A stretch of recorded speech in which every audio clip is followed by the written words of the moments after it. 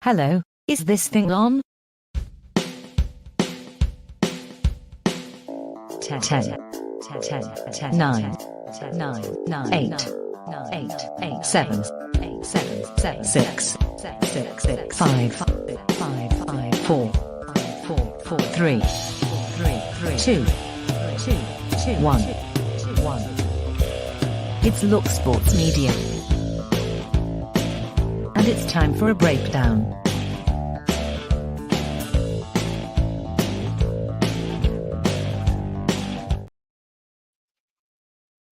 Very abrupt. It was very abrupt. I fforgot that I changed the ending to that to make it a little bit shorter.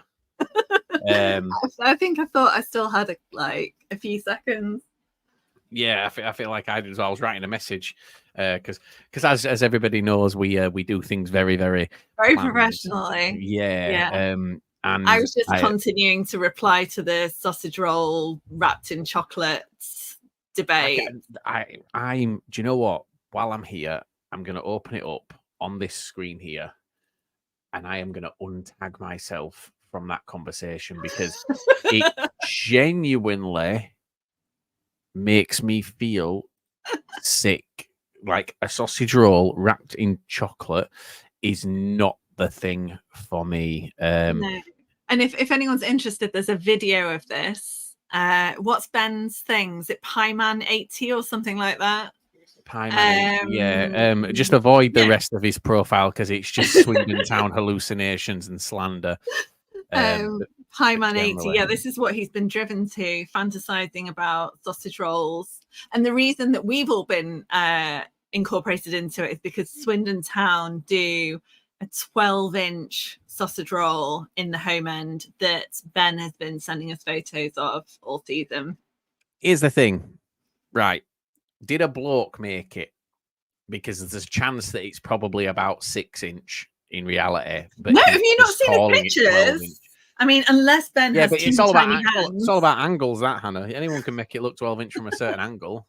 Right. I know Liv's watching. She's like, no, I know it. Yeah. I fell for that one. Yeah. She got that before we met. She came running. Almost broke the door down. Good evening, everybody in chat as well. Welcome to the Callum. I'm annoyed now because Callum's here. Obviously, Callum.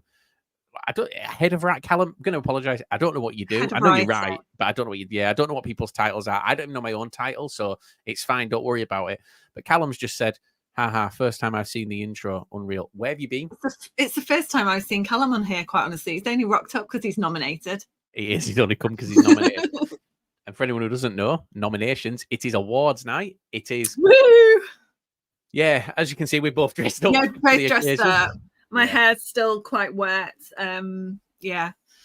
Honestly, given the Bradford news today, you guys are lucky I got dressed today. Well, there's that. Billy Waters has gone from Wrexham to, and he was a funny one when he went from Barrow to Wrexham. So he's gone to Rotherham to Donny. I said Barnsley. Donny, yeah, and he went to Wrexham for some money. Yeah. But I've seen there's a few of the Donny fans that were very, very sure coming into this window that were very, very sure in my mentions giving me some stick that are very, very unhappy with this because they were. I mean, they've obviously got to pay a portion of his wages, but this isn't the substantial funds they were hoping for. No. Loans. It's time yet. It's only the 11th of January. 100%. There's 19, 20 days to go. Something like that.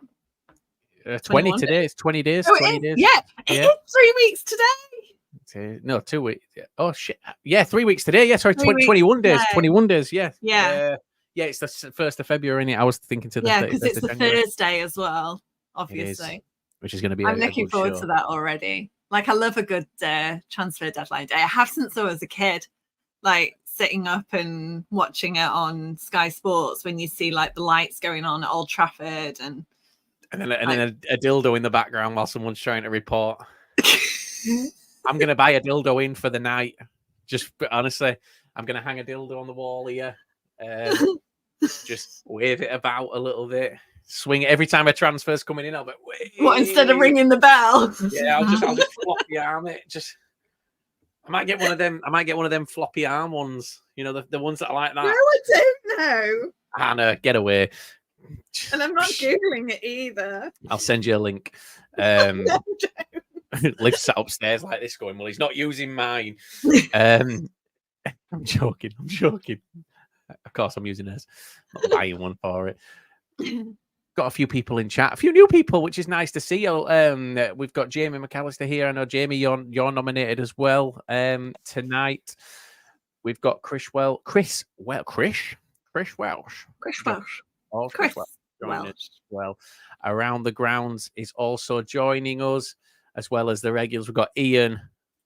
Has Ian got a question today? You ready, Ian? Ian's going to have a question. I was thinking earlier on what Ian's question might be. Callie's also joining us through Facebook. And Jamie wants to know why I'm cosplaying as Scott Lindsay. Because being honest, Jamie, and I recommend this to all Swindon fans and Bradford fans, I wanted to feel what it's like to be in that top 10. I want to feel like a winner right now. I don't feel like a winner in any way, shape, or form. Before we jump in, John B has raised a question. Evening, Liam and Hannah. Liam, I couldn't listen to the City Event Space earlier as I had to go and do food shopping. Roughly what was said.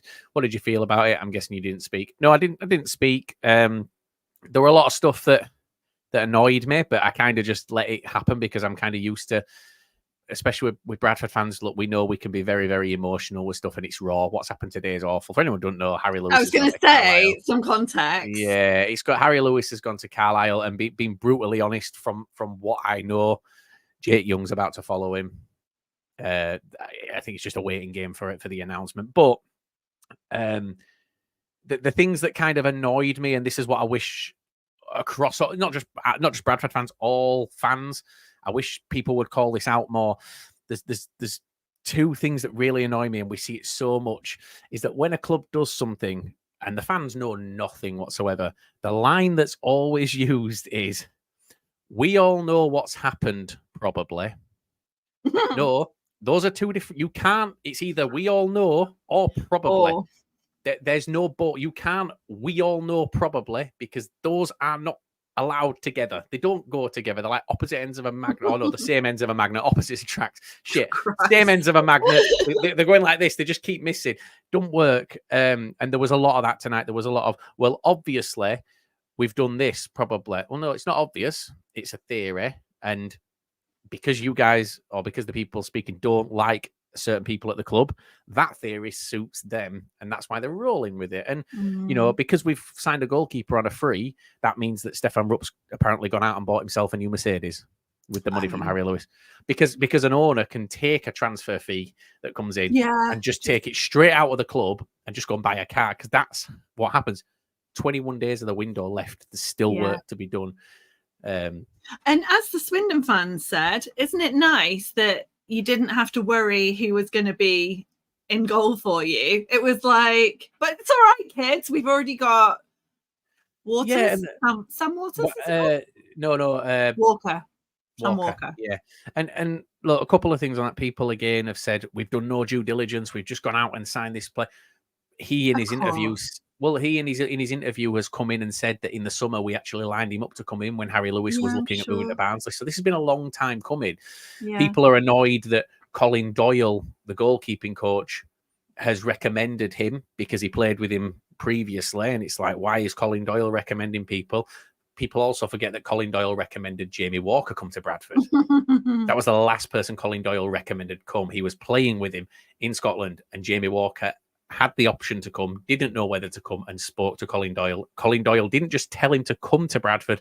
He gave him the keys to his house in Bradford and said, stay at my house whilst you're there on loan for that first 6 months. And then that's what he did. Colin Doyle came back in the summer and booted him out. So he had to get a house, but then he joined permanently anyway. So look, I trust in a Colin Doyle. You know, he's been around. And people talking about how, he's 38 years old. For a goalkeeper, that's not old. No. That's not end of. You've got 3-4 years left. That's like a 32-year-old striker. Yeah. Yeah. this made me laugh. Jake, you don't need to worry, because Liam and I realised just before we went on that we hadn't turned TikTok on and we don't know how to. So, and we're glad, because the year 6 population are fine. And yes, it had cut out at 45 minutes.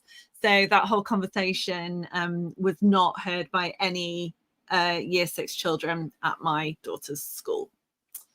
Yeah, so, no, it was. It's all good. We did good.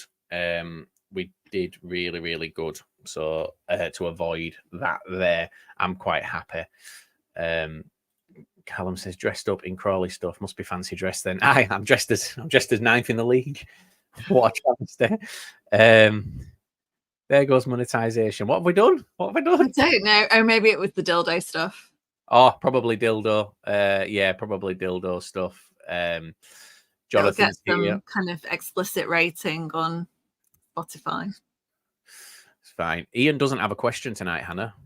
What? He has a statement. Sarcevic, Pollard, and Hippo all back in training. And Bailey all back on the grass today, which was lovely. And yeah, Odin. Ian sent me a picture on just a Tuesday morning of an old man in a field, and I didn't get it at all. I was like, oh yeah, old man in a field. Like, I don't get it. I'll explain it. I don't get it. And then later on, someone who is very much in the know sent me a different picture of the same person, and I couldn't ask them. So I had to go back to Ian and be like, who is this? What is this that you're sending me? And it was in the Thor films. Thor's dad is Odin. And they were stills from the Thor film. Right, that makes our group chat make sense from the other day as well, because I forgot to ask, but for 3 days I've been wondering what on earth you guys were talking about Thor for. That's why. because it came out of nowhere, and I scrolled up thinking, oh, there's a conversation about Marvel here, and there just wasn't. It just didn't fit. And I was like, oh, I'll just wait. Anyway, waiting didn't really bring anything. No, well, there you go. That's why. So I learned something on Tuesday, and we signed Odin Bailey. So it all ended happily ever after. Jamie, you're acting like he died. Is that Harry Lewis? Right. So I'm gonna put some context to a tweet that I put out the other night, and like I'm genuinely gutted that I didn't pick up on what was happening at the time. It wasn't until afterwards. And I text Charlie, who's in the chat here, and I think I've shown you, I think, the text, haven't I, Hannah, that I sent Charlie the night before.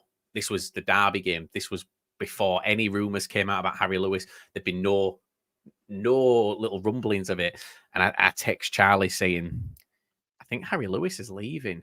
And he was like, nah, you're lying. You're joking. I was like, no, seriously. So at Derby on Tuesday, I did Billy Bantam, and I was walking around the pitch, and Harry was warming up, but he wasn't in goal. So he was stood at the side of the goal while Colin Doyle had some shots against him. And I walked up behind him at the side of the pitch, and I just went, Harry! And he came over, and he was laughing and joking. He wasn't himself, like he was off. And then at the end, he just went, oh, it's been nice knowing you, mate, and walked away. And I stood there, and I'm like, all that went through my head is, oh, he's saying that because I'm in the home end, dressed as the Bradford mascot. The fans are going to kill me. And then I'm walking away, and all through the game, I'm thinking, what did he mean? And then I text that to Charlie, and I told him what got said. I wrote it, and I said, look, this is what got said. I was like, I think he's going. And then woke up Wednesday morning to Carlisle preparing a bid. And then yesterday, speaking to people, finding out that, it was, he was there. He was having the final stages of the negotiations. And honestly, being brutally honest, Jamie, like, it feels like someone has died. Like, I don't think we've had, as much as we give it the big one on social media, as a club, we've had such a rough 5-6 years. And I know that Swindon are going through a rough time now, but it's only a few years since you were promoted. You saw a promotion. We've had negative for the last 7-8 years. We've just seen decline. And we've, apart from last year where we tried to get in the playoffs, didn't work. Harry Lewis is, I think, the first player that's come in and kind of united the fans and made everybody kind of. It's weird. Like when he walked into, even if we lost the game, he walked into a room and it was like you didn't feel like you'd lost. You just felt you were just happy, and that was the kind of personality that he had. And you know, it's gutting that he's gone. But like Ian said here, is it a lack of money or ambition? It's neither. You've been brutally honest. Harry's got a baby due in 4 months' time. I think it's 4 months' time or something like that. He's got to do what's right for his family and stepping up a league, regardless of whether they're going to come down. We don't know if they are. He's got a chance to be a hero there. And if Jake Young goes in there, they've got a chance to be heroes together and keep Carlisle up. It's more money. It's a longer deal. It's what's best for his family. And the Carlisle owners are essentially doing what the Gansons did when they came in to Gillingham last Christmas, turned the season around, kept them in the league. And, you know, I think it was Ryan said yesterday, it'll cost them less to stay in League One this season than it would to get them back up into League One next season. Yeah. So they've got Luke Armstrong, they've got Harry Lewis, they may have Jake Young. And then they've got and Thomas Holy, who is 6'9". Yeah. Like just the physical presence of him, it sounds like he'll be off somewhere, and I think he'd be made great for League Two football. Someone. Yeah. Made for League Two football. Again, Swindon, they need a goalkeeper. The goalkeeper that they signed for the season is out. It's Mahoney, isn't he? He's out for the season. Hall is a Swindon player. He's a League Two goalkeeper. He's what you need. Second half of the season, you want or a nearly 7 foot keeper. They need they're on about their 6th one this season, I think. This comment does make me laugh, though. At least you signed someone and replaced them. We knew 2 players were leaving since September, and, and got 1 player in a different position. I love that. It's like you can imagine Flynn sat there with Dan Kemp here and Jake Young here, and for 3 months they've been going, right, we're gonna leave, by the way, we're gonna be going on this date, and he's been like, right, and then that date's come and he's gone, fucking hell, Jake and Dan. You off? Yeah, what do you mean you're leaving? We'll see what happens at Swindon. Interesting few weeks. I've got a funny feeling coming. Callum said, thought goalkeeping coaches suggesting and requesting plays was normal. I thought it was as well. It's a very unique position. To me, in fairness. Yeah. Shall we do a couple of awards? Do you want to? What should we do? Who should we go first? Oh. Do you want me to start? Yeah, you start. You pick one to go first. I'll go. We had 4,652 respondents. I work in market research, so technical terms, the sample was 4,652, which is insane. It's pretty mad. So when you think about this, like genuinely, there's no one, like we can see the percentages, and in no category did anybody get less than sort of 14%. Yeah. And some of them were so close. And when we were watching the votes come in, and then I haven't seen them since like day 1 or day 2 up until today. And there are categories where there were people that were completely different in the lead, however many weeks ago.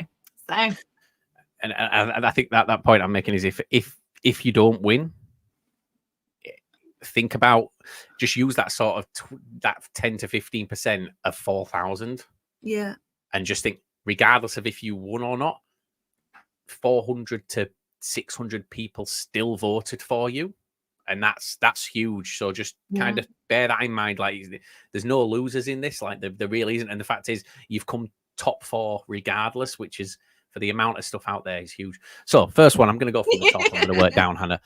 I'm going to do best EFL podcast, non-club specific. So I wish I had an envelope. You need to do and the nominees are. So the nominees are. Oh, I thought we were going to cut to a video and it'd be like. I know, it would have been good, wouldn't it? It would have been. If we'd have had time to plan this, that we didn't. we didn't know this for months. So we have nominated. We have the Not the Top 20 podcast. We have the Hard Truth podcast. We have Under the Cosh, and we have Championship Chat with Benjamin Bloom. That's a bit of a mouthful, is that? And I reckon if you'd had a drink, I'd really struggle to say that. Championship Chat with Benjamin Bloom. Yeah, anyway, so the winner is. Let me just make sure I've got this right. That sounded like a fart rather than a drum roll, didn't it? It's like the Oscars. I don't know. It is honestly like the Oscars. Will Smith's going to come up and slap the shit out of me in a minute. The winner of the Best EFL Podcast Non-Club Specific 2024 is Under the Cosh, which is, look, I think all four agree that Under the Cosh is it's grown so much this year, and I absolutely can't dispute it at all. So yeah, congratulations I to Under the Cosh. that they've got this Josh Hawkins and then 2 Chris Browns. It always makes me smile.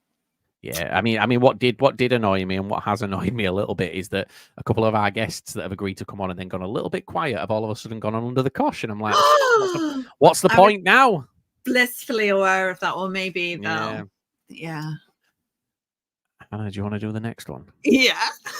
Go on, do it. Right. So in the next category, it's Best Non-League Podcast, Non-Club Specific. Non-club specific. And the nominees are Bunch of Amateurs, Absolute Football, Luke Walsh, and The Non-League Show. And the winner is, and this is one of those overwhelming ones. There are some where there's not much difference in it, but this is by a massive margin. Yeah. Bunch of Amateurs. Yeah, Mr. Mark White there. It's his one, isn't it? That's Dorking, is that right? Yeah. Yeah, the YouTube one. And they go, Being brutally honest, it was always going to be, I think with that one, that was a hard one to win for anyone coming up against Bunch of Amateurs. The stuff that he's putting out is just awesome. It really is. So congratulations to everyone who was nominated. It's good to see the numbers. Yeah. Should we do the other podcast? There's 2 more podcast ones. Is there? Should we do them as well? And then general football podcast and club specific podcast. Yeah. Which ones you fancy? General football podcast. Give me all that right. One. Go for it. Oh, you'll give me that one. No, I'll do that one. All right. General football podcast. So, guys, the nominations for general football podcast are not the top 20. Price of Football, the 72 Cast, and Hard Truth Podcast. If I remember rightly, I think Hard Truth Podcast won this last year. Yes, I think it did. It did. So returning to defend its championship. Unfortunately, we have a new winner this year, and that is the Price of Football, which again, this year has been mega for them with the likes of Scunthorpe and the things going on there, and they're only going to continue to go. And they've been doing sort of tours as well, haven't they? They've been going out and doing stage shows, and I like that. It's great to see, and a lot of time for Kieran Maguire and things like that. So he helped us a lot with his Scunthorpe stuff. So fair play and congratulations. Do you know what? This next one, Hannah, that you're going to do, so club specific podcast. Well, I was thinking maybe we'll lose like half the audience. I was just going to say, once this is like 90% of our audience are from these 5 nominated podcasts. So we're losing everyone after this. The interest has gone. Guys, stick around. Don't piss off. But go on, Hannah, do it. Just before we do, and we ain't got a sponsor tonight, but I'm going to point out, Hannah, I've got this drink here. What? Is that watermelon? Yeah, and Hannah, swear to you, tastes like shit. I'm not surprised. Well, I bought 12 cans of it, and I'm a trooper, and I'm from Yorkshire, so I'll hate every second of it, but I'm drinking it. Continue. All right, thanks. So the club-specific podcast and the nominees are Stevenage FC podcast, Fools Rush In. No bias here. Girls in the Blood. Oh, I like them as well, yeah. All Things Sky Blue and Generation Red. Go on, Miles. And the winner is Girls in the Blood. Woo! And then we've just lost the entire Fools Rushing. No, but Kieran says he's got to stay because he's stuck in a hotel. It's better than but TV, which rest of would them- be a compliment. But Thursday night TV is always a bit shit, isn't it? Yeah, I know, but if he's in a hotel and he's got access to the internet, so he could be watching porn. Let's be brutally honest. Well done, Kieran. Well, he's already had the dildo chats. He's had the dildo chats, and if he survived that, so well done to Jill's in the Blood. I know Jill's in the Blood. I think came second last year, or third in whichever one it was nominated. So it's good to see him step up. So yeah, congratulations to Matt.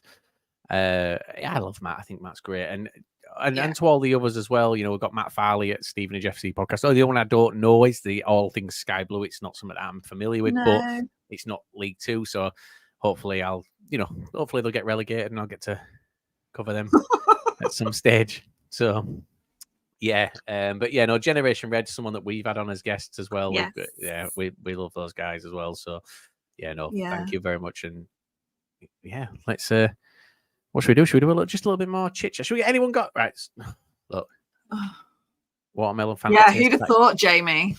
Genuinely, so here's the thing. I expected it to taste like a watermelon drink, but it doesn't. It tastes just like watermelon, but fizzy. So imagine biting into a watermelon and it fizzing in your mouth. That's the sensation. And I can't get around. Do you know what that describes it to me like? When watermelon goes off and it's like it goes a bit fizzy. Yeah. Maybe it was cheap because it wasn't even cheap. It wasn't even cheap. So that's right. Love to see it. Ah. Thank you very much, Fife. And then on the other end of the scales from Fools Rushing, we've got Kieran. Swindon, Fools, losing to Gillingham. If you're anything, you're consistent, Kieran. Liam, single-handedly annoying the entire Coventry City fan base with that. So that must be All Things Sky Blue then. What's another fan base, Callum? What's another fan base? It's literally one a day at the moment. Get in line. 2 on Wednesdays. Yeah. Oh, can you? God. Wrexham have died down a little bit lately, so I've got room for another one. Me and Stace are going to Salford and Wrexham in a statement that I never thought I would say. What? Sorry, it's off topic, but this has tickled me. Charlie's right. Should we rank all League One goalkeepers from most loyal to least? Who's the least loyal? Would you say? Yeah. Wow. Jill's in the Blood is here. Made up. Thank you to all who voted. Was going to try that Fanta until it was described as shit. Matt, genuinely, I'll send you a can. It's awful, but I'm determined to get through it because, like I say, I'm from Yorkshire and I've paid for it. Jolly Rancher, watermelon Jolly Ranchers are the worst flavors. Like you don't eat them. So why? This is just. Yeah, but you expect watermelon things to be quite nice. I like watermelon sweets. No, they taste like vomit. Well, yeah, listen, I don't like throwing up, but if it tasted like watermelon, I'd enjoy it. Oh, no. Ian has got a question for us, Hannah. Oh. Question for the host. Yeah, I saw it pop up before, and then I was like, I feel like I can't answer that. Who would be your number one target this window if it was your choice who your club signed? Realistic answers and only players who would be able to play. Harry Lewis. Realistic. Ooh, do you know what? And people are going to say it's unrealistic, but it's not unrealistic. Charlie White. Yeah, so you mentioned him. Well, no, I mean you didn't mention him. It was a It was a wish. It was a hope. It was like a hidden item type. Oh, the tweet, yeah. But in the group chat, I mentioned him, and I'll be brutally honest and open about why I mentioned it. And it's look, Charlie Wyke has been coming to watch Bradford games this season, and when he's been coming to Bradford, I know the last time he was at Bradford game, he openly asked the question if there's anything for him. Yeah. Yeah, look, I What, don't know if that's true. That's obviously rumor, but I know, but like that's asking if there's anything for him sounds like, you know, that yeah, we've got a job in the club shop. We need extra hands in catering. We've got that too. Well, there you go. Then. Listen, So it'll be Ian just said number one target. Like, we need Charlie White to work in the kiosks. No, I do. You hear rumors and things like that, but he has been coming to watch and things like that. So he is still a fan, and he's got that connection with the club. And look, being brutally honest, imagine we signed Charlie White originally from Carlisle. So imagine Carlisle take Harry Lewis, but then we bring Charlie White in. They'd be like, hold up, hang on a second, because I've seen some of their fans saying that they want them to go and get him. But right. I think, being brutally honest, Charlie White has been to several Bradford games this season. So the love's still there. Bring him home. Okay, right. I am going to go for somewhat like someone that I do not know in any way, shape, or form is in any way currently associated with Stockport County. So that's the caveat. And I would go for Chris Clark at Altrincham. Midfielder, 26 appearances this season, 13 goals. It's like, when we do our shopping at Salford, they don't have to move. He's only down the road anyway.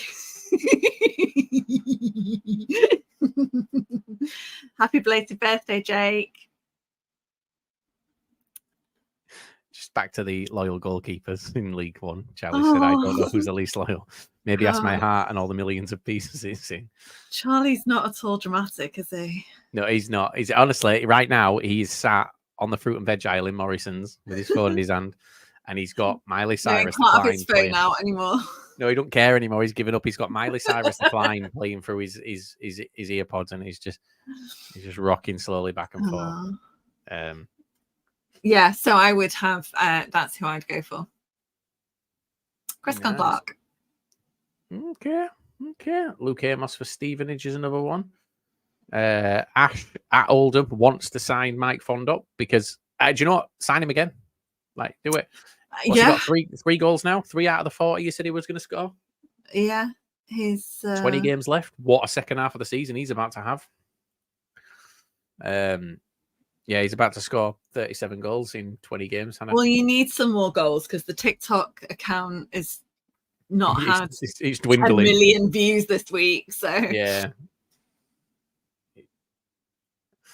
Ooh, Bradford. Telford.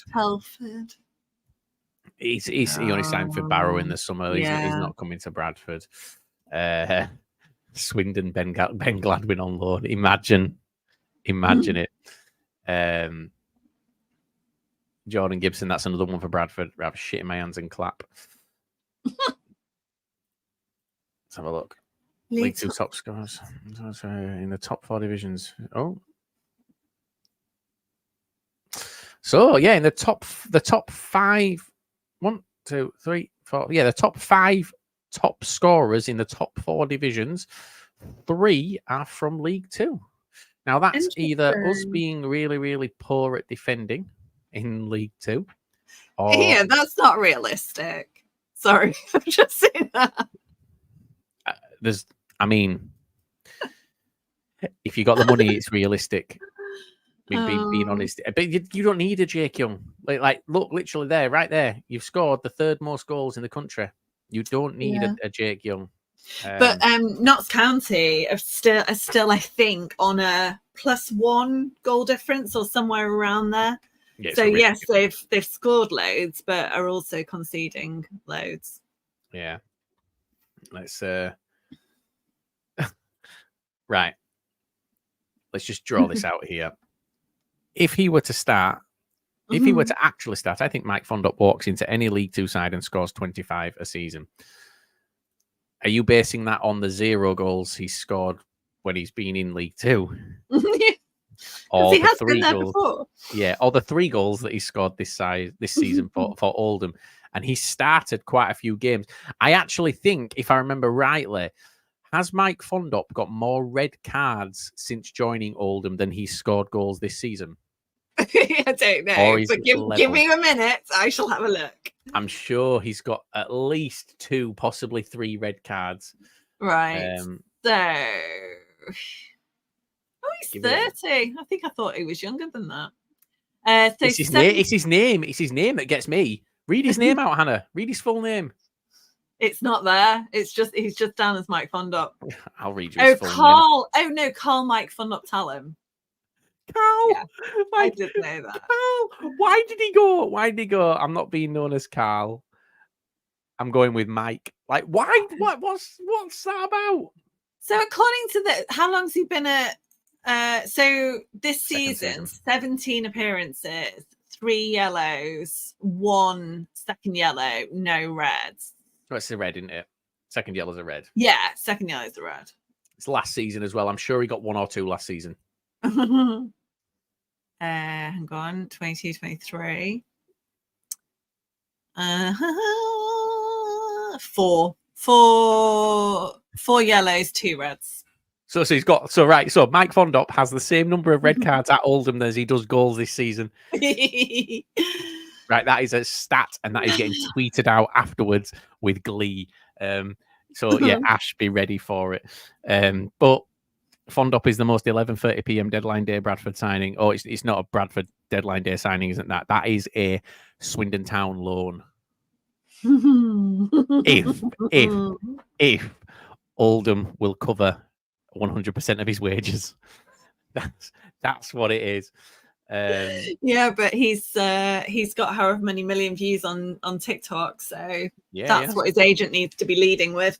Does just a link to our profile.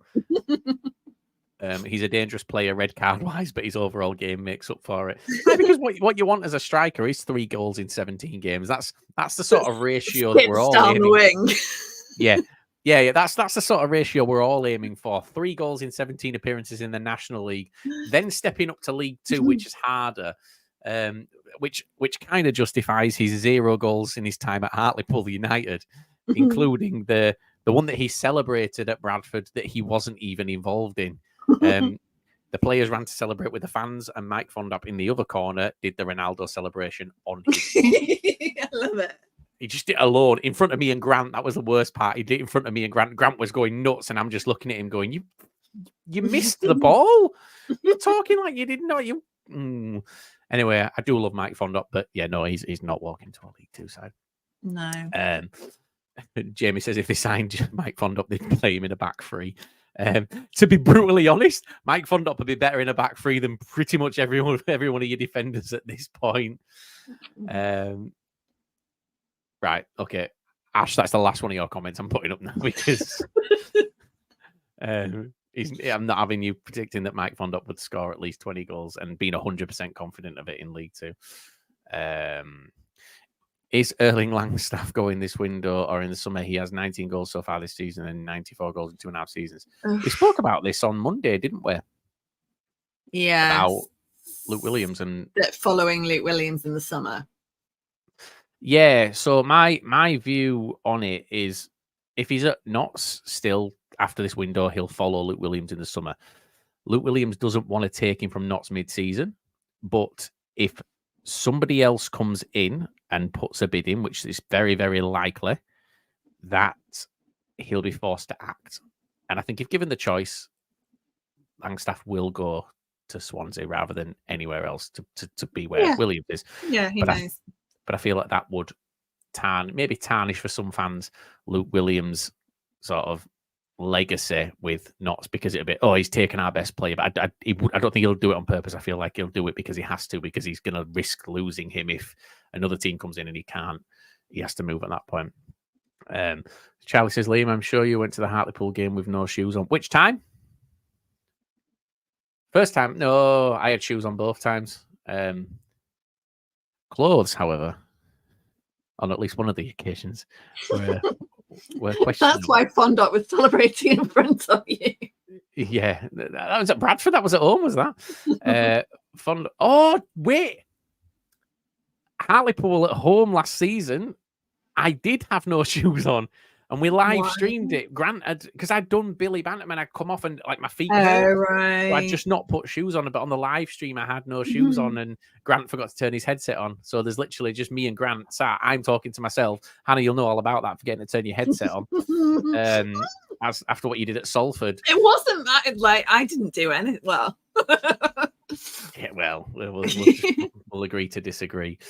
Should we do some more awards? Yeah. Should we do some more? Let's have a look. Let's have a look. Let's get them back up now. Interview guest of the year. Interview guest of the year. Can I take this one? I like this one. I was involved in all 4 of these, so I feel like I can take this one because I can say that I feel like any of them I'll be delighted at because they were all fantastic interviews. What you know?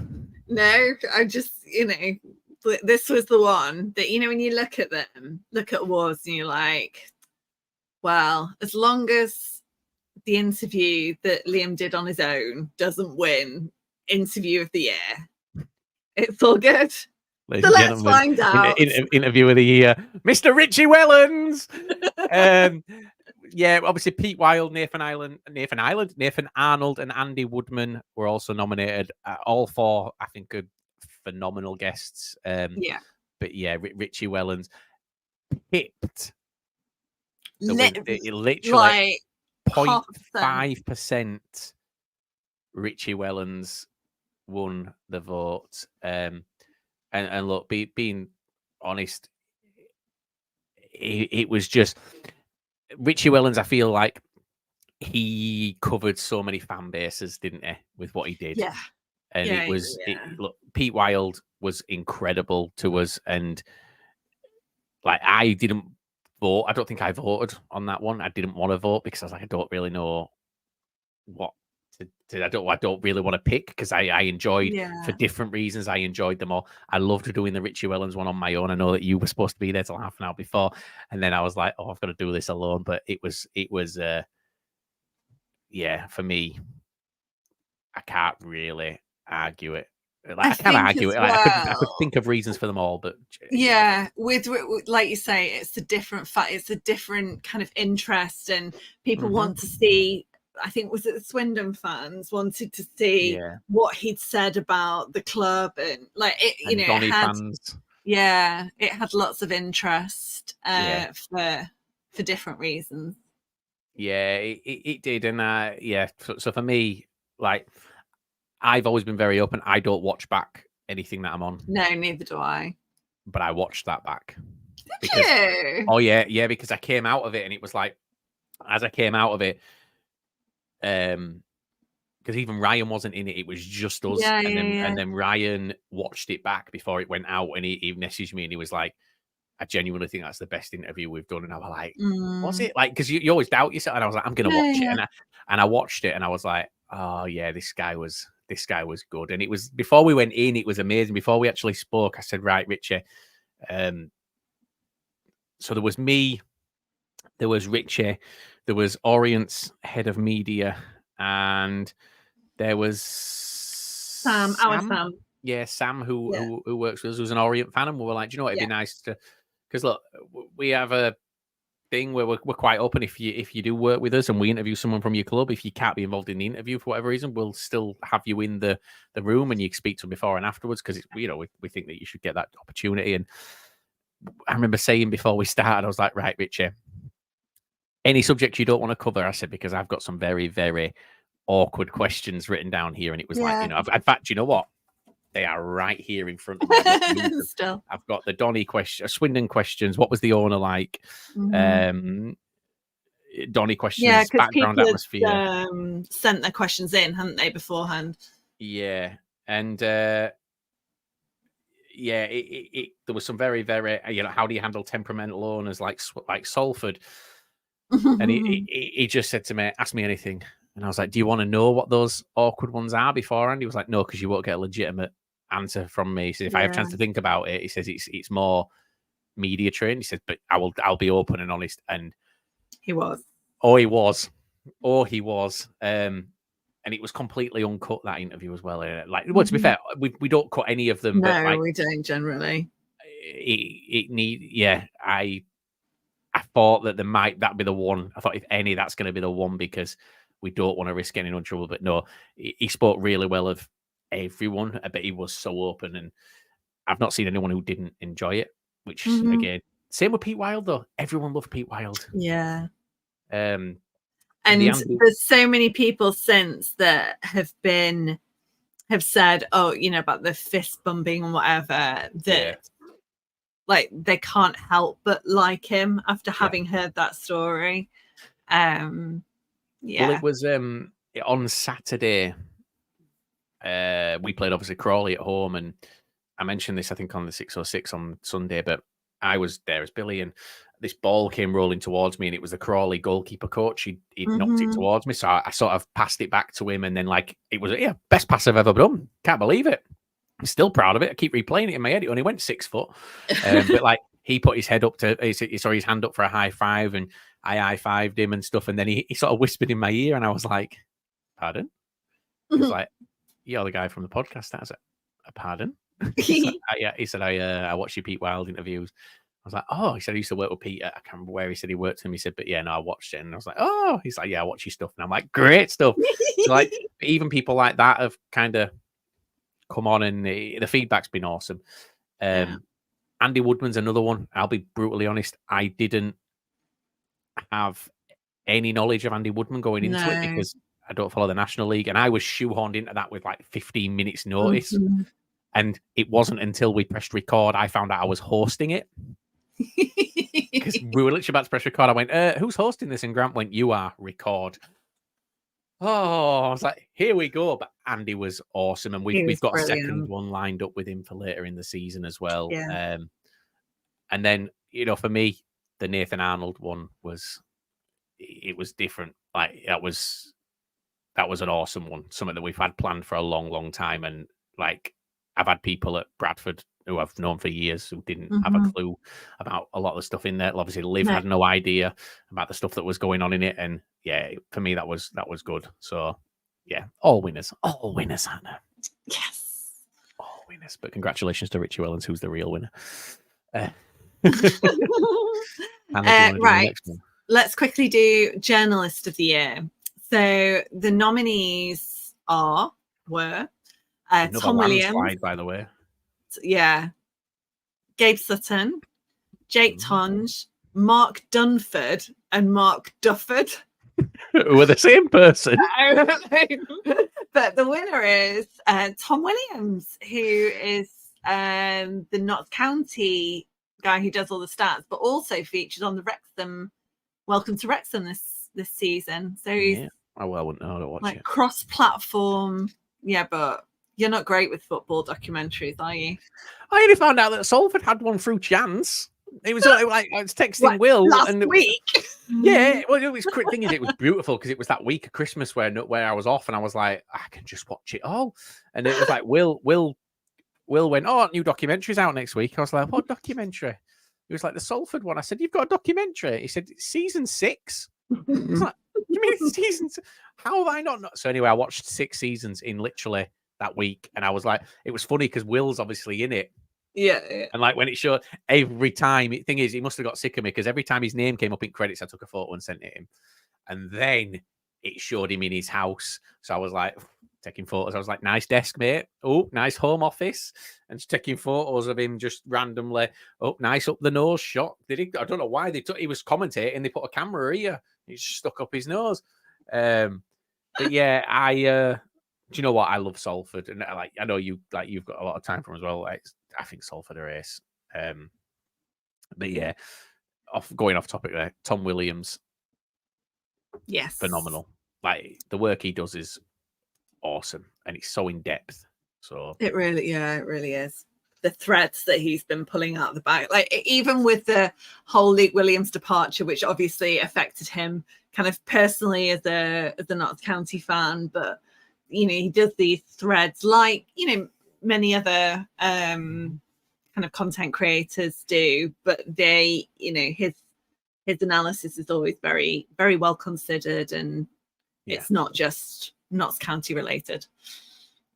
No, it's not, and I think that's the sign of someone that's good at their job. He can put that fan aside and still be very, very impartial at what he does. So, yeah, for me, really, really like the guy. Question for you, Hannah, that's come in. Oh, missed that.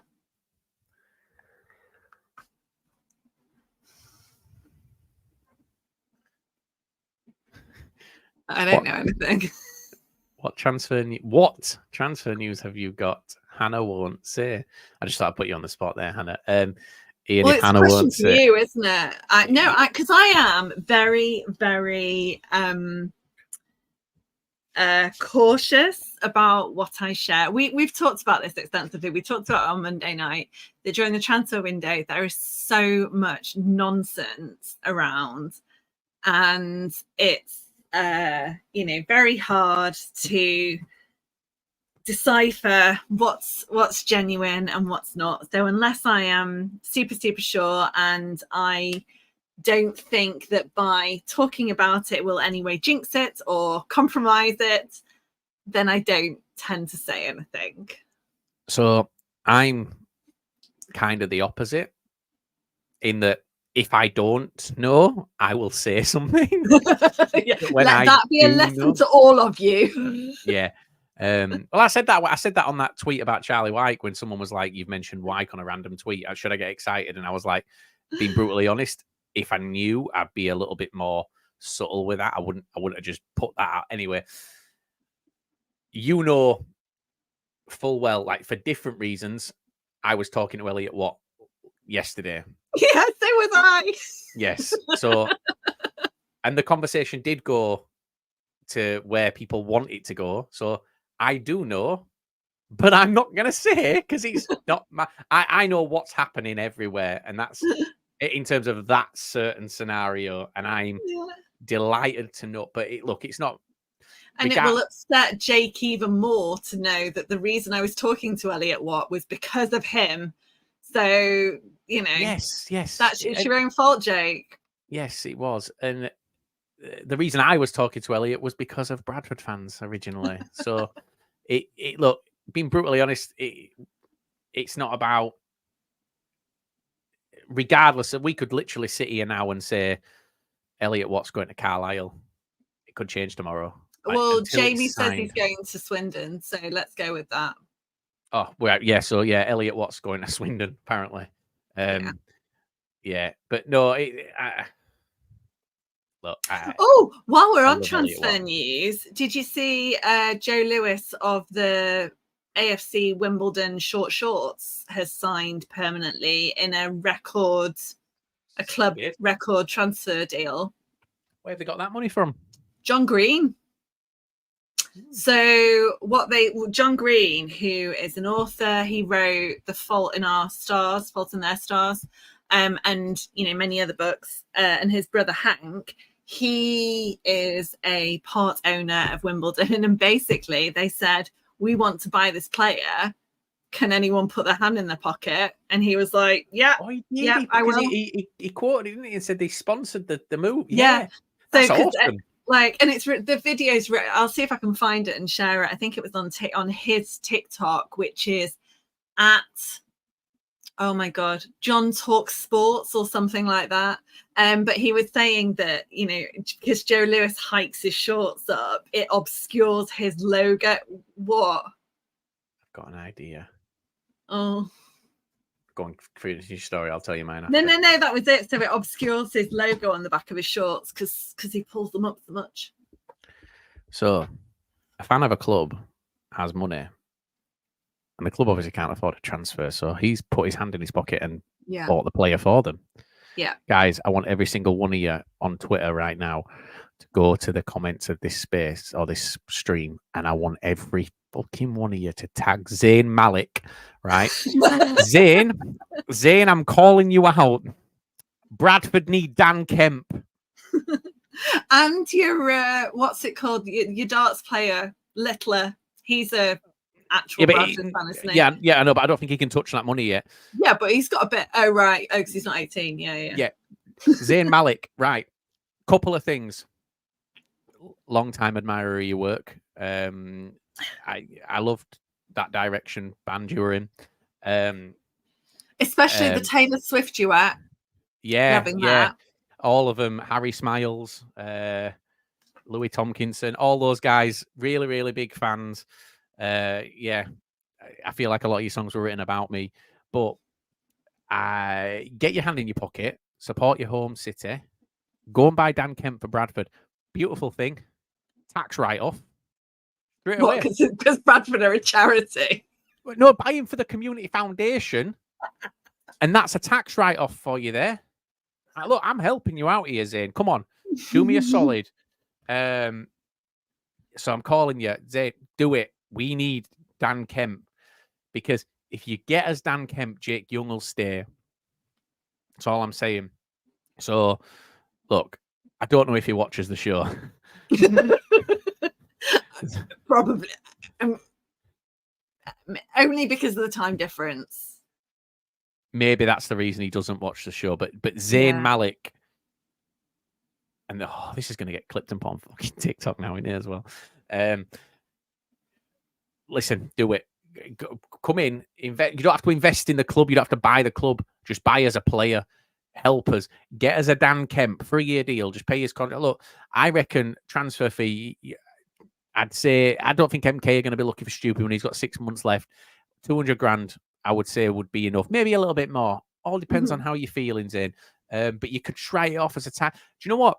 Do a One Direction reunion and buy as Messi. You'd have to put your prices up then, though. Look what Miami did. Their ticket prices went through the roof. Yeah, but that was the other clubs, wasn't it? It wasn't Miami. It was the opposition teams. Yeah, well, it was all of them, I think. Yeah. Zayn Malik, please just sort it for me. And we'll be absolutely, we'll be good. I'll look, you can be a sponsor of the podcast if you want, if you do it. Stace has offered to join OnlyFans, and then she's going to buy Dan Kemp for you. She's going to sort all our clubs out. Me, Stace, how much work you going to do on OnlyFans? What's going on there? Busy. You can be busy. Yeah, but she's Wrexham, isn't she? Oh, so it's like the most. Yeah, that's how it works. Yeah. She got that American perv audience. That's what it is. She got those American pervs. Universal. It's all over the place. Not the same as the Stockport pervs, I tell you. It's not. Can you imagine? Do you know what really, really piss everyone off? It's when Stacey's OnlyFans is on Disney Plus. That's what's going to be the most annoying part. When Disney come to town to film, and as Stacey's doing her stuff, you got Mickey Mouse in corner of the room just going, "Oh boy!" Right, this has gone really, really far. Disney, don't sue. Please don't sue. That was an unlicensed impression. Don't do it. Right, we've got a couple more questions that relate to things that we've been talking about tonight, and I've lost them. Okay. So the first one is: have you got any more interviews planned? We have. We announced the Cowleys the other day. That's lined up. Oh yeah, I forgot about that. That's exciting. So the Cowleys is announced. The Cowleys is happening in the next week or two. Obviously, it's a busy month, so it's hard to get managers locked in for January, but they've been very, very receptive on messages, which is good. And they're playing Salford next week, so that's. And they're playing Bradford this week. Big for preparation, are they? Yeah, and the goalkeeper we've signed used to play for Colchester as well, so it's just gone up a level. So we've got the Cowleys. We've still got the likes of Jeff Stelling to come, which is good. I've messaged Jeff yesterday, so we're getting that over the line. There's quite a few lined up, but I never know what's announced and what's not because I forget. I don't think anything else is announced. I'm just saying. No, there is more. And there's one that's most. No, wait, I can't talk about that one. No, it's fine. Yeah. Anyway, so yeah, those are the two at the minute. And then Ian wants to know crossbar challenge. Have you got any more lined up? If so, which teams have said yes? Yes, we have. So as it stands. We have Orient, Scunthorpe. We're aiming for Salford because Salford's a There's a reason. If you watch the documentary, there's a reason. And Christ, Huddersfield. Huddersfield looks like it's going to be happening. Burnley's another. And early days, but discussions have taken place for Bradford. So, I mean, that's probably put a little bit of pressure on there, but that's discussions have taken place. Emails have been exchanged to arrange Bradford taking part. Let's have a look. Jamie, weird fantasies, Liam. Like, I just want to see Bradford at the crossbar, Jamie. I don't know what you're talking about. What have you been weird for? Charlie says only one man can save us. Mike Fondop. Right. Charlie's put only one man can save us. I've thought of a signing. It's a no-brainer with Bradford connections. Because I've started, so I'll finish. Game show host. He's won promotion from League Two before, and has also had a decent bit of experience top end of League One. Where has Jan Songo had experience top end of League One? Oh Christ! Yeah, I should have known he was going to go with Jan Songo. No, it's not Jan Songo. It's not the Songoat. How should we do some more awards? People are waiting. Yeah, well, we should do really because we've done 7. How many have we got? We're not doing them all, though, are we? No, we're not doing them all because we are like the Oscars. So we're not doing the like, I don't know, best makeup in a short film thing. Which is annoying because that's the only reason Charlie came tonight. Bet Harry Lewis would be good in a crossbar challenge, wouldn't it? Love to see that. Yeah, I mean, we'll have to get Carlisle, Charlie.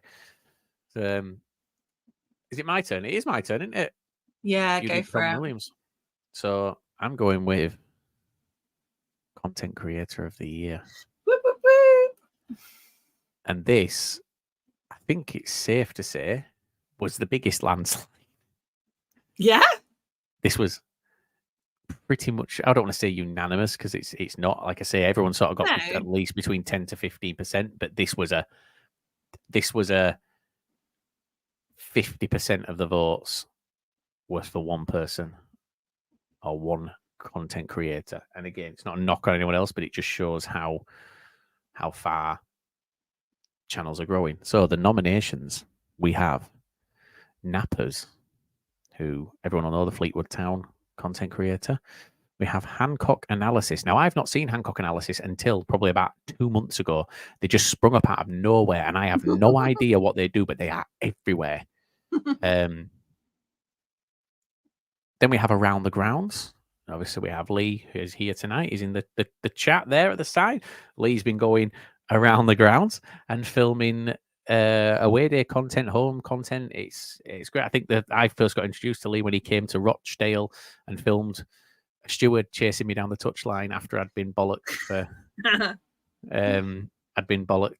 for standing up because mascots need to sit down apparently. And then when his boss told me I could stand up, as his boss said I could stand up, Sam Stubbs banged in a header and I just ran. So if you watch the video on YouTube, Hannah, you see me run and then you see the steward run after me. Just running after, he's like this, chasing after me. He's like, you telling me to sit down. He was like, fucking no, yes, going nuts. And then fourth, we also have Matt Farley, friend of the show, Matt. We haven't seen much of Matt this season from our side because he's been doing his League One stuff, and I hope they get relegated so we could do some more work with him. But he's not here, so that's fine. No, he has been. I think he's done the League One podcast a couple of times. Yeah, he's been involved with the League Two stuff we do, League One stuff we do, but I try and avoid that because I feel like it muckies the water for me. He has offered to do help with the League Two stuff, but I don't think I can cope. Matt, we don't need positivity. We like to be negative in League Two. Yeah. League Two is a breeding ground. It's a cesspit of negativity. But we're keeping everyone on tenterhooks here, aren't we? Yeah.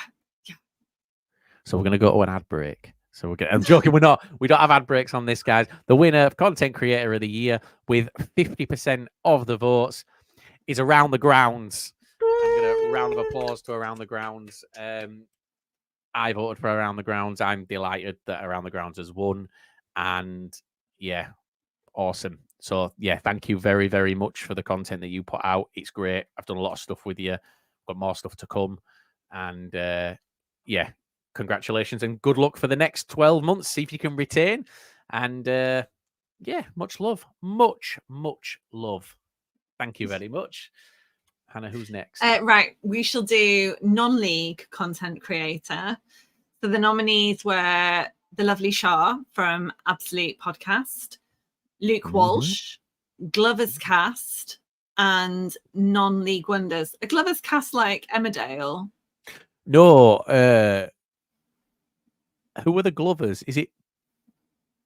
Who are the Glovers, guys? Who's got the nickname Tell the us in Glovers the in comments. National League? I can't remember who it is. It's not Yeovil, is it? No, they're National League North, aren't they? The Glovers. Is it?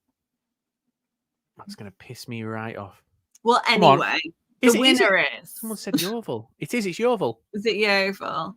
The winner is non-league wonders.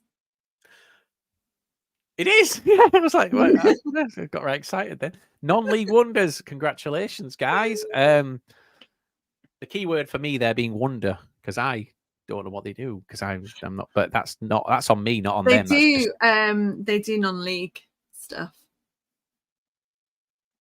That makes sense, Hannah, because they've won non-league content creator. If you imagine, I did the Scottish leagues. I did go through that, like similar to the Dorking one. Lots of different, kind of talking about different clubs and grounds. Anyway, Boundary Park alert system robbed. Honestly, Ash. Well, the only reason that they weren't involved. They weren't nominated. They weren't nominated. It was fan nominated by. You guys needed to nominate them for the first thing, and then from there they would have been in the top 4 if there were enough votes. But yeah, unfortunately, they weren't nominated. I know, Jamie. It's like watermelon Fanta tasting like watermelon. I don't know why this is such a big thing. Because here's the thing, Hannah. Right, banana sweets don't taste like bananas, because bananas were chemically engineered to taste differently. Do you know that bananas used to taste like the banana sweets? You know, the flavoring of banana that you get milkshakes and things like that? That's what bananas used to actually taste like. But because they chemically enhanced bananas to make them longer lasting, to take the seeds out, and it altered the taste of them. And that's why bananas don't taste like banana sweets. Have you never noticed that? It's true. Swear to God. Banana sweets. I hate synthetic banana, like banana milkshakes, banana anything. I don't mind actual bananas, but I don't like synthetic. It's not synthetic. It's real. That's the real taste of bananas. It's the bananas that you actually eat. That's the chemically enhanced. Right, Charlie, shut the cum about a chemically enhanced footballer over at Morecambe. I don't care about Oscar Threlkeld anymore, Charlie. And around the grounds, I said thank you for everyone who voted for me. It means the world to me. I'm gobsmacked. Yeah, do you know what, mate? Deserve it. Absolutely deserved. And Denise Pearson, no relation in any way, shape or form, Denise. I love it. Well done to Lee Pearson around the ground from oh no, she's wrote. I was going to try and wing it there, Denise. Proud mum and dad. We know the hard work he puts in. Yeah, I agree. It takes a lot to go and follow another team in general, but the amount that you go and follow, it's awesome. So well done. Kieran says, banana sweet, absolute waffle there, Liam. Who on earth eats banana sweets? Me. Foam bananas, Kieran. Even though I've just said that I don't like banana flavored stuff, foam bananas, yeah, and banana milkshake. I love banana milkshakes. No. Ian said, Liam, take that tinfoil hat off. Ian, right, Google it. Don't worry, Ian. I'm going to properly Google the shit out of this later. Give it on genuinely. Banana sweets and banana milkshake. That is what bananas were supposed to. They used to taste like until they did all that shit to make them, because they used to have big black seeds in and everything. Did bananas? Yeah. And they had to do stuff to get rid of those. And right. Ryan says so. Producer Ryan, who is not producing, says. It's because there was a disease that wiped out the old bananas. The new ones are deliberately grown because they are resistant to the disease.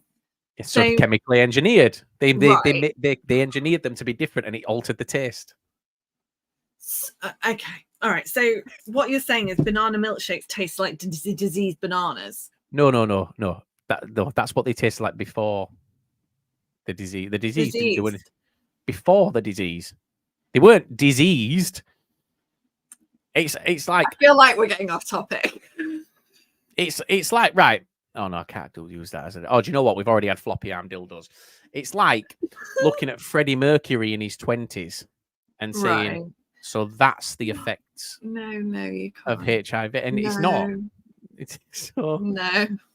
it's not. No, It's the right. latter stages, Hannah. It's so let's go for You didn't see that coming. Best EFL social media page. The I don't know nominees where. are this is the closest one, I think. You know, if you think about like a pie chart with the like thingies, Which this is one's the this? closest one. Pardon? Which one's this? Best EFL social media page. Oh, we're skipping the players and manager. Well, yeah, because the players aren't here. No one really cares. We'll share them all later. They're not going to be claiming the trophy. No, they're not. Kieran, just before we do, Kieran's asked the question, Hannah. Yeah, I think they are because they've got seeds. Yeah, well, not anymore. They don't because they were chemically engineered to get rid of them. But yes, no, they are because they Is an apple a seed? No, is an apple a berry? I mean, if the rule is that because it's got seeds, then yeah. It's weird, isn't it? Right. So the nominations are lower tiers, nappers. Again, is nappers the only one with two nominations? Then I think he might be. No, Hard Truth had 2. Oh, did it? Not the top 20 and Hancock analysis, and the winner is not the top 20. Anything that doesn't do the Premier League is a winner in my eyes. Yeah. Congratulations there. Is it my turn? Am I doing? Hannah, I feel like we've swapped here. All right. You've been doing the non-league stuff, and I've been. Well, I had to move on very quickly, Liam. It was your own doing. So I'll put a tweet out, and it'll be a thread tweet about what I was saying. Someone Jamie said do a best chemically engineered fruit category. Just bananas on their own, and watermelons. Watermelons another one. Best non-league social media page. Oh God, look. If there's one thing, that non-league. Yeah, if there's one thing that non-league's not very good at doing, it's picking names. Yeah, but in fairness, the ones where the names aren't descriptive, we didn't exactly know what they were. So maybe it's not a bad thing. So the 4 nominees are non-league Bible, non-league paper, non-league promoters, and non-league volunteers. And the winner is non-league Bible. Blasphemy. I didn't know there was a Bible. Yeah, there's many Bibles in the football league. There is. Joe has said, Liam, I'm still not engaging with you after last week. You're like that Swindon fan, Joe. There's a Swindon fan that says he's never found anything that we've ever done engaging, and yet he's the most engaged Swindon fan and comments on nearly everything that we do. And I'm like, if you don't find it engaging, why are you here? But thank you, Joe. I'm glad you're here. Joe? No, Joe's the son. Yeah, I know Joe is now. Joe's the Sutton fan that works for us. Right. Yeah. That can we just point out as well that I think you actually might have mentioned it, that he was the son of. No, I don't think I said he was. Yeah, no, I didn't say he was the son, but we did all think that he was the son of the bloke that does the Sutton podcast, because that's Mike. What Ryan had told us. And it turns out no relation. Not true. Apparently, just because 2 people are from the same area doesn't make them family. Amazing. Well, yeah.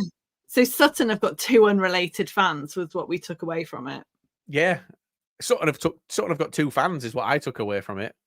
That was my big take. I thought up until that point that all the Sutton fans were on that one podcast. Just all of them. Oh no, because there's that other one. Is it called Gandemonian or something? He makes me laugh so I like much. Gandemonium. I do like Gandemonium. Yeah, it makes me laugh as well. And then another favourite one at the moment is the Morecambe FC feed. That's brilliant. Yeah, my relationship started off a bit rocky with them, but it's got better. Oh really? Yeah, because obviously they got Derek Adams, didn't they, from Bradford? Yeah. So it wasn't the best of times. Who's next? Personality of the year, Hannah. Oh yeah, go on then. I can do that. Well, I could do it, except I'd got through to the end. Right. Personality of the year. This was an overwhelming win as well. So the nominations were Nathan Arnold, Matt Farley, Chris Kamara, and Tom Williams. And the winner, by an overwhelming majority, over 2/3 of the vote, was Chris Kamara, who this year particularly. So he's spoken often and loudly about his kind of thyroid issues in the past, and then more recently with his speech apraxia. Yeah. So he's doing a lot of incredible work in terms of raising awareness, and he was a big personality. He is a big personality anyway, even Absolutely. without that. But he's a good guy. A very worthy recipient of the award. I'm sure he will be delighted. Well, I'm going to message Jeff after this and say we need to get this. We need to get this award to Cami. Let's sort something. And I think we can set something up there. So yeah, look, for me, Bradford fan, took us to Wembley for the first time, managed us, got us promoted. Awesome. Played for us. Played for Leeds as well, but we forget about that one. So yeah, well done to Cami. Well done to all of them, because it's a great category to be nominated, and it means that you've really like hit the spot with a lot of people to get pushed forward in that. Yeah. I'm going to do the next one, Hannah. Okay. Which is Football Charity of the Year. Okay. Another landslide. Yeah. I'm going to let people guess at which one of the four has won, because I've got a funny feeling that this has not gone how people think it's gone. So the four nominations for Football Charity of the Year are Big Step, Her Game 2, the SFC, which I'm guessing is Stevenage Football Club Foundation, and Kick It Out. So guys, who do you think has won that one? I just want to say as well, the fact that a Stevenage Football Club Foundation has got into that category and got into the top four, it shows what they've done and how amazing they've done as a club. The last sort of 2 years for them has been awesome. So we've got Jamie saying Joey Barton's favourite charity, Her Game 2. Actually, the winner is Kick It Out with an overwhelming percentage of the votes. Well done to Kick It Out. And I feel like Kick It Out is still a very, very, very important thing in football. It's huge, and they work. All four of them. Obviously, the Stevenage Foundation is about the local area, but the work never stops for all of them. It's continuous, isn't it? So well done to everyone nominated. But this year, we've got Kick It Out as the winner. Congratulations to Kick It Out. I actually know someone who worked for Kick It Out and now works at the EFA. So I'll see what we can get. See if we can get something forward to them. So yeah, well done. Well done. In a similar vein, the Equality, Diversity and Inclusion Award for 2024. We missed that. Like for 2024, the nominees. Standards have slipped, Hannah. Standards have slipped. I know. Were Jamie McAllister, John Attenborough, Riti, who works with Her Game 2, and the lovely Jill, who also works with Her Game 2. And this is another really close one, but the winner was Jamie McAllister, who has that blind lad podcast and is in the comments. He's in the comments. Or was a while ago. Was a while ago. I got bored of us by now, but yeah, Jamie, well done. Congratulations. I saw you at the what was it, the FCAs? Yeah, and I'm gonna be honest, I forget where I've been. Yeah, I saw you at the FCAs where you won there, and it's nice to see. It's great work. He's still here. Hey, congratulations, Jamie. It's another award that you can add to your trophy cabinet award as well. Yes, yeah. Most dedicated as well. Still here. So no, congratulations, and we'll be in touch, Jamie. We will be in touch. Thank you very, very much. What are we doing next, Hannah? We've got. Do you know what? We could just announce a few. Do you know what? Let's do EFL Club of the Year. Okay. EFL Club of the Year. The nominations are 2024. Stevenage. Woo! Coventry City. Woo! Did Callum Callum has got 9,000 email addresses. Barrow and Lincoln City. This is another one which is so close. It is so close. Charlie, Morecambe, Plymouth Argyle, and Bradford City. If you'd thrown Walsall on there, we'd have literally been reading Jan Songo's Wikipedia page. I think, Charlie, would we not? Although I don't know if he played at Plymouth with him. I know he played Morecambe, Bradford, and then he went to Walsall. Anyway, EFL Club of the Year, and again, so close. But I mentioned them earlier in the last category about the work that they're doing, and the winner of this year is Stevenage. So congratulations to Stevenage, EFL Club of the Year. And do you know what? Kieran put in the chat, Pete Wild, Barrow AFC. Barrow AFC is next year's for me, as far as I'm like, they're in the middle of their year, whereas Stevenage they've done a solid 12 months and beyond at this stage. Yeah. Last year they were early days in it. This year it's Barrow are still, they're in it, but they keep it up at the end of this year, and I think it'll be a landslide for Barrow next year, if I'm honest. But Stevenage smashed it. So sitting in playoffs in League One in their first season back, and after being booted out of the EFL, 4 years ago, COVID, 3 seasons ago, and then put back in because Macclesfield were booted out instead, and they were reinstated, and then within 2 years to bring Steve Evans in. I mean, think about it. The season before last, they had Phil Brown in charge. That was Barrow. Stevenage brought in Steve Evans, didn't they? Towards the end of the season? It was just to steer them over the line. Yeah. And Stevenage and Barrow ended up staying up, and it was Alderman Scunthorpe went down. And it was Barrow that had Phil Brown gutted. But what Steve Evans did that summer, Phil Brown is now at Kidderminster. He is. Moving on up in the world. Kidderminster must have the most phenomenal fake tanning places ever for him, because that's what he bases it on. So yeah, it's Charlie saying middle of the year. It's January. Don't know what calendar they're using. The 2023. It's the 2024 announcements, but it was the last 12 months. From January to December last year. Oh yeah, so he's right. It's 20. Yeah, but we'll this is not mentioning it. It's the 2024 awards ceremony. Yeah. The things achieved in 2023. Next year with the 2025 awards for 2024.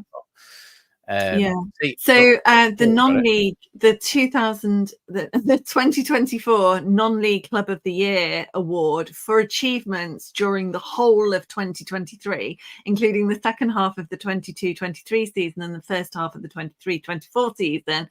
The nominees are and the summer between them. Incorporating one transfer window. No, two actually.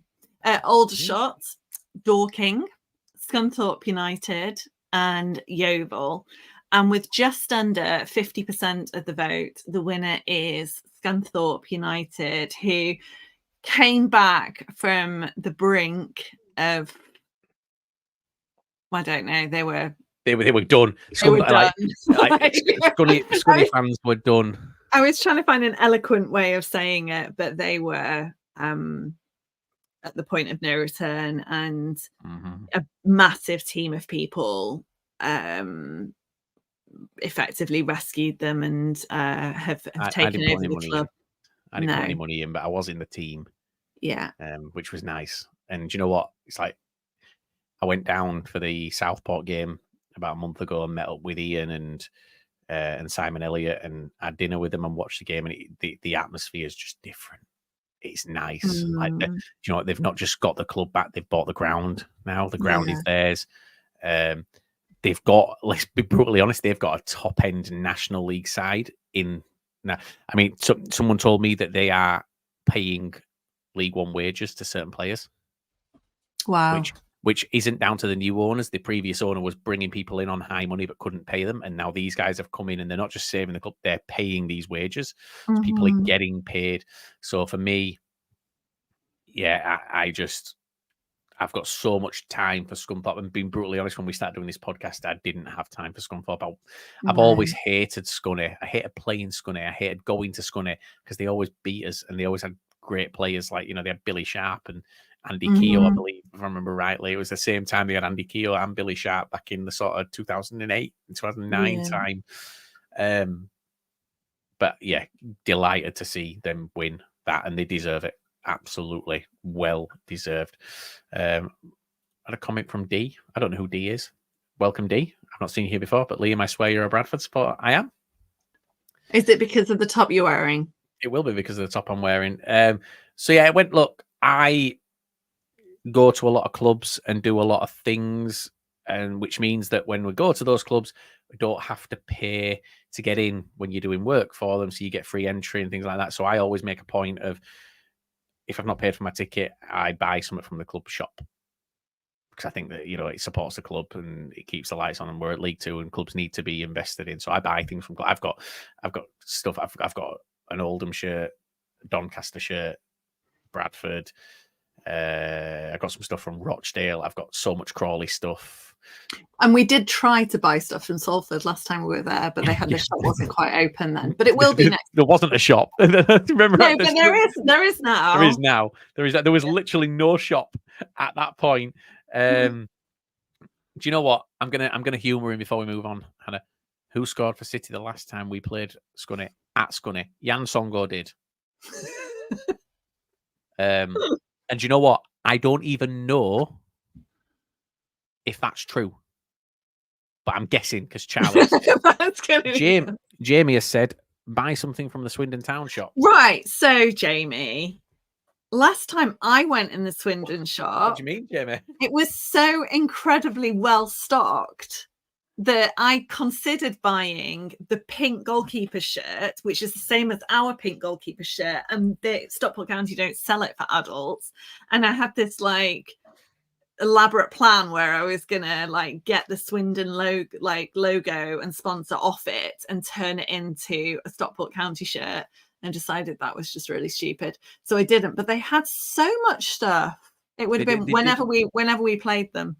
But I know by December they didn't have anything. Well, so I actually really liked Swindon's away shirt this year. Which one's the away? No, is it the away shirt this year? I can't remember. The Magic Roundabout one. No, that's the home one. The red one with the Magic Roundabouts on the home one. Jamie, what colour's your away shirt? It's not the purple third shirt. I can't remember. I'm sure it was the away shirt. But yes, navy and gold it is, and it's the logos in the logos in gold. And I wanted to buy that shirt, and then there was the sale before Christmas, and when things went, I was like, "Oh, everything's half price," and then I went, "No." Because I know that home shirts. Well, it wasn't even that. I went and I was like, I know full well that this is being done for shit reasons. Yeah. And if I put 25, 30, 40, whatever it may be in, I'm not guaranteeing that that's going where it needs to go. And so I was like, no. So I think I'll wait I'll find one on eBay, but I want to get that shirt. So if any Swindon fans out there have that shirt and have got fat over you want to get rid Christmas, of it out of protest rather than burning it, send it to Liam. Send it to me. And yeah, I've got my Swindon scarf. So I've got, like I say, I've got things. Do you know what I've actually started collecting, Hannah? Lanyards. I always have to hand mine back. Do you just steal them? I put my coat over the top of it and just walk out. So I've got I was looking at I've got lanyards now. But they're all the EFL ones. Sure, they're all the same. All the ones I've had have been the same. No, I always take the club ones. I always take not the blue EFL ones. I've got a couple of them, but no, I always take the club ones. So I'll do a show and tell one week. So I've also got plenty of Bradford ones. I've got one for Rochdale, one for Oldham, Scunny, Crawley. I've got 2. I've got one for Swindon. I've got a Stockport County pass because I didn't have the lanyard. That's where I got my EFL lanyard from. I've got the Stockport County pass. I have a Man United lanyard with their pass on, but their pass isn't card. It's a credit card. Oh, really? So it's a big metal clasp and a credit card pass. It's so smart. And then the other night at Derby, I got one from Derby, and I was like, I have to do it at this point. But I'm thinking I'm gonna actually put some little key hooks here and just hang all my lanyards behind me, like the football equivalent of like marathon runners when they have those like medals and hang all the medals off it. Yeah, it's just me having my lanyards behind. So yeah, Liam doing his best Ben Gladwin impression with his outfit and scarf. Yeah, the Crawley jacket, Swindon scarf. I'll do some Scott Lindsay fist bumps if you like and appease both sets of fan bases. Yeah, even Jamie said there, it's a Scott Lindsay cosplay. Now get something from Horsham or whatever non-league club he managed. Here, Jamie, get 12 months. And the answer to that question will be Swindon. So we've done non-league club of the year. Do you know what? The last award. Do you want to do it? You can do it. Well, I say, last award. We can go back and do lanyard. I sound scouse when I say lanyard. Lanyard? No, lanyard. That's not scouse. Do you know what? Before we do it, Hannah, should we do the 3 we missed? EFL Player of the Year. Go on. So, do you want to do EFL Player of the Year? Yeah. So the EFL Player of the Year, the nominees were Jamie Reid, Lasse Sorensen, Alfie May, and Elliot Watts. And the winner was Alfie May. Alfie May. What a season, by the way, he's had. Yeah. Like, what a season. It's great. And there's a few people unhappy. Shade Rob. Yeah. Yeah. I'm just trying to look at the non-league one. So well done to Alfie May.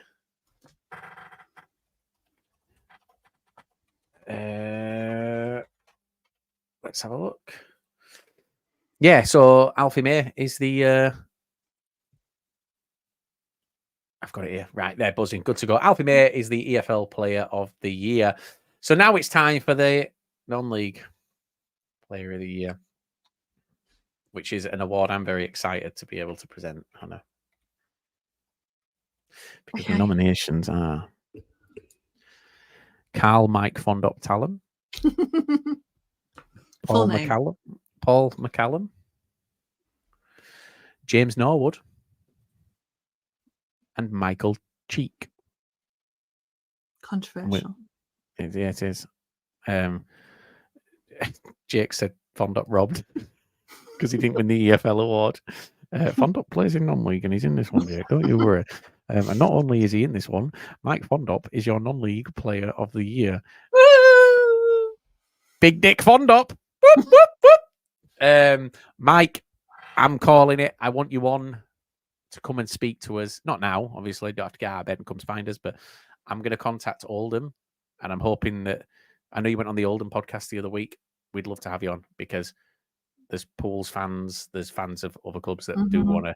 Like, you've kind of become this celebrity within cult icon. Yeah, and it's so good, and it's a similar way that we've done the Pete Wild thing. It's like people say it at the most ridiculous times, but there's nothing but love there. Like there's no malice behind it. People genuinely like they just so entertained with the things that you do. And I want to know why you actually did that run, why you jumped in the Hartlepool end when you scored, why you pointed to the back of your shirt with no name on the back. I can't wait to ask those questions.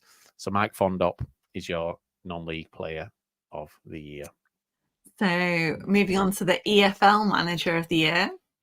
Our nominees were Pete Wild, Kieran McKenna, Dave Challoner, Dave Challoner, Steve Evans. And the winner, this is one of those that moved completely from the beginning of voting to the end. And the winner was Ipswich Town's Kieran McKenna. So again, as a reminder to Charlie, we're looking back at 2023.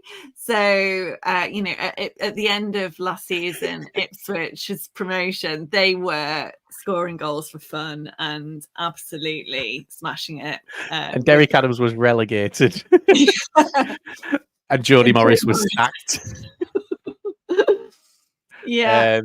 So, Kieran McKenna, your EFL Manager of the Year for 2023. Yeah, and look, Steve Evans is. Someone said here we've got Super Steve Evans. Can't dispute what Steve Evans has done at Stevenage. Phenomenal, but yeah, what Ipswich just became. Look, being brutally honest, I'd go as far as to say that towards the end of last season, Ipswich were probably the best EFL side by a long shot. Like. And hopefully we get to present that to Kieran and hopefully Ed Sheeran. Ed Sheeran, I'm calling you out because you were born near Bradford. Bios Dan Kemp. You can write it off. Desperate now. You can write it off. Listen, I'll call them all out. What's her name? Heather Pierce from London's Burning. You're from Bradford. Bios Dan Kemp. What's that other one called? Him who wins fucking fan. He used to win fan at year every time at Bradford, but never actually went. And he was the weatherman. I can't remember. Weatherman for Calendar or Look North. Bios Dan Kemp. No, he used to do our Look North. He used to win it every single year. But no, just guys, come together, do a consortium, and Bios Dan Kemp. No, Jamie, we can't cope with the legal bills, so I'm like Liam can't do that. Oh, you want Dan Kemp, huh? Fuck you! I'm not sending him to Bradford, huh?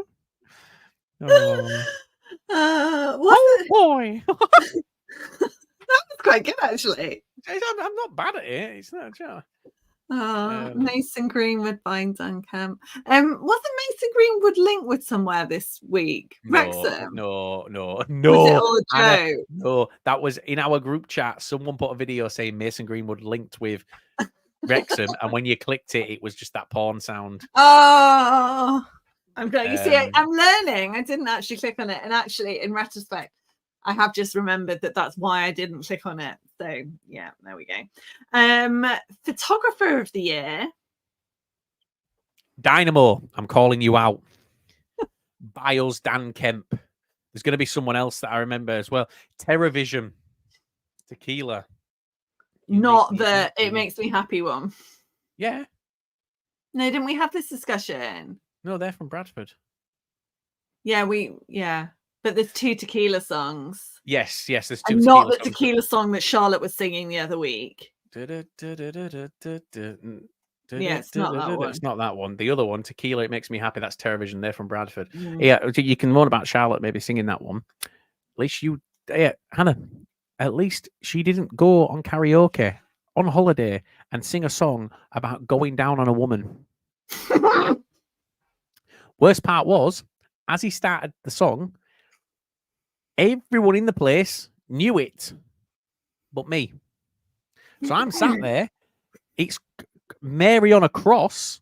I'm like, God, he's fucking singing a hymn. thinking about Mary, and I'm sat there and I'm like, oh yeah, I'm like, it's actually not that bad a song. And then it says, "You go down just like Holy Mary," and I'm like, what? And I sort of froze. And then it says, "If you run away with me, I will tickle you internally." And I'm like, the thing is, I was at the front, everyone was behind, waiting for my reaction because they knew I didn't have, and I sort of turned like that. I've got it on video. It's a video of it, and they were, oh my god!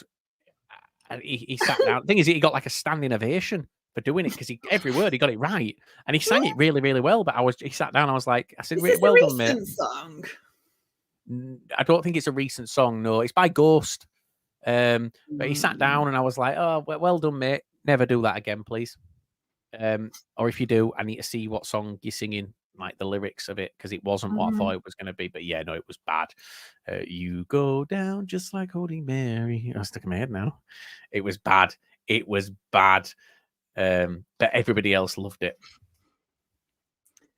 Yeah, so photographer of the year, the nominees were Graham Burrell, Jim Steele, Block Pictures, and Heather King. And the overwhelming winner was Doncaster Rovers photographer Heather King. Well done. And I had a look on. She does weddings as well. You can get, if you want fancy, if anyone's getting married and need a photographer, Heather does weddings. Absolutely not. And yeah, her Instagram is full of really lovely candid photos of the Donny players. So yes. Yeah. No, congratulations. And it's a beautiful it's a beautiful thing to be able to offer someone from Doncaster something to smile about at the minute. We usually put frowns on faces or anger and gritted teeth. So well done. Yeah.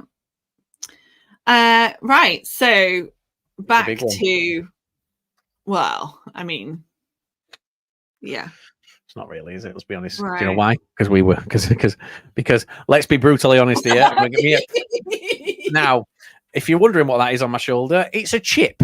And I'm going to explain why, guys. Because we weren't involved in the nominations. And what I mean by that is we didn't get to see, or we did get to see, but we weren't involved in putting together the shortlists for the votes. And it wasn't until they went out that me and Hannah both went, we've been screwed here. Because me and Hannah, or what was your name? What did they call you, Hannah? I did take the vote for Helen as well. Helen, yeah. Helen over there. Hannah and Helen. We won this by a landslide in terms of nominations, so we should have been in this. Now, I'm not saying we'd have won the overall vote, but we should have been in it. We would have been in it. But we got screwed out of it. And then Grant got a vote that said, I think he's called Grant. But me and Hannah, we were the winners. We were the two best votes, the two highest numbers of votes, and we got screwed. So, do you know what? If you win, go fuck yourselves. Your nominations are. Go on, Hannah. Yeah, because we weren't eligible for entry into the awards apparently as owners. Unfortunately, your nominations for the runners up. Of the team member of the year, the Lux Sports Media team member of the year. So the nominees were Owen Miles, who does vlogs on the TikTok channel, also the League One and Championship podcast, and has been on the Breakdown before. He's a Stevenage fan. Aaron Diskin, who is on the Non-League podcast, also done the Breakdown and has just launched this week his new non-football related podcast, CP and Me. What's that about? What's it about? Yeah, I don't know. I genuinely don't know what it's about. No, it's Aaron talking about kind of different disability related issues, that the kind of things about living with a disability that I guess people might not be aware of, things to consider. So it's designed to inform both the non-disabled population and then also kind of act as support and advice for people living with disabilities. Is that the one that I think is he speaking to Jamie McAllister as well about Jamie doing some stuff? McAllister. Yeah. I do know. No, I like that. I think it used to be a podcast he did before, didn't he? And Yeah, brought he it back. did. And then Yeah. I think like uni got in the way and stuff. So that's back this week. And then Sam Griffin, who is a regular on the League One podcast, who's a Leyton Orient fan. And then finally, Callum Mosley, who supports about 10 teams and is our head of writing. It supports us as well because he keeps us afloat. Yeah. So there are nominees. Do you want to do the winner? Yeah. The winner of Look Sports Media Team Member of the Year is me, really. But from the 4, I'm going to get HR involved. you are HR.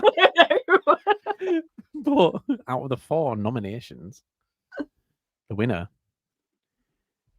is Callum Mosley. Woo! Callum, congratulations. Well deserved. You've done a hell of a lot of work this last 4 or 5 months. And I fair play. Can't argue. All 4 have done really, really good and really, really a lot of good work for us. But I think we can agree, like at this point, Callum he's helped drag us through some very quiet times in terms of the writing, and the writing's the hardest thing to get off the ground because when you're starting from scratch on the writing, the reward is very minimal. And he's persevered and he's got us through that. I think he's really, really no complaints. He just keeps himself to himself and keep going. So yeah, absolutely love it. Ian says that guy called Grant robbed. Yeah, I think he's called Grant. It said. Just before we do go, Block Pictures, who were also nominated on the Photographer of the Year, they have congratulated Heather King. I'm a big fan of Block Pictures and the work that they've been doing. Since obviously the Garlinsons, it was out in Gillingham, wasn't it? They've done all their work and things like that. It's nice to see. It's nice to see not just the media team and the photographers at a club doing great work, but also engaging with the fans and finding out what they want. And that's what's missing at this level from a lot of people. And Block Pictures, you guys smash that out of the park. Like you care what people want to see. It's not just here's what we're putting out and you're going to enjoy it, or if you don't enjoy it, you don't watch it.